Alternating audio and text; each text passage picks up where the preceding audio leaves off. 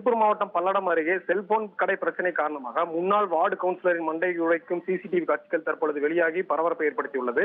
திருப்பூர் மாவட்டம் பல்லடத்தை அடுத்த கரைப்புதூர் பகுதியைச் சேர்ந்தவர் கோவிந்தராஜ். முன்னாள் வார்டு கவுன்சிலரான இவர் அதே பகுதியில் இ சேவை மையம் மற்றும் செல்போன் பழுது நீக்கும் கடையை நடத்தி வருகிறார். இந்த நிலையில் இவரது கடைக்கு அருகே அதே பகுதியைச் சேர்ந்த ஜோதி பாசு என்பவர் புதிதாக கடையை வாடகைக்கு எடுத்துள்ளார். கோவிந்தராஜ் கேட்டபொழுது அவர் செல்போன் பழுது நீக்கும் கடை அமைப்பதற்கான வேலையை செய்து வந்துள்ளார். இது குறித்து கோவிந்தராஜும் ஜோதி பாசுவும் ஏற்கனவே செல்போன் கடையை வைத்திருப்பதால் இங்கு வைக்கக்கூடாது என கூறியிருப்பதாக தெரிகிறது.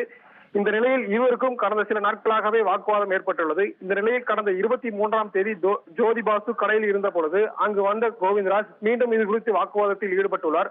அப்பொழுது இருவருக்கும் வாக்குவாதம் முற்றிய நிலையில் ஒருவரை ஒருவர் தாக்கிக் கொண்டனர். அப்பொழுது முன்னாள் வார்டு கவுன்சிலர் கோவிந்தராஜ், ஜோதி பாசு மற்றும் அவரது சகோதரர் சக்கரவர்த்தி இருவருமே சேர்ந்து அருகில் இருந்த கட்டை எடுத்து கோவிந்தராஜை தாக்கியுள்ளனர். இதையடுத்து அருகில் இருந்தவர்கள் கோவிந்தராஜை மீட்டு திருப்பூர் அரசு மருத்துவமனைக்கு அனுப்பி வைத்தனர். அங்கு கோவிந்தராஜுக்கு சிகிச்சை தற்பொழுது அளிக்கப்பட்டு வருகிறது. இந்த நிலையில் இது குறித்து கோவிந்தராஜ் அளித்த புகாரின் அடிப்படையில் பல்லடம் காவல்துறையினர் சகோதரர்கள் இருவர் மீதுமே தற்பொழுது விசாரணை மேற்கொண்டு வருகிறார்கள். தற்பொழுது இந்த சிசிடிவி காட்சிகள் சமூக வலைதளங்களில் வைரலாகி வருகிறது.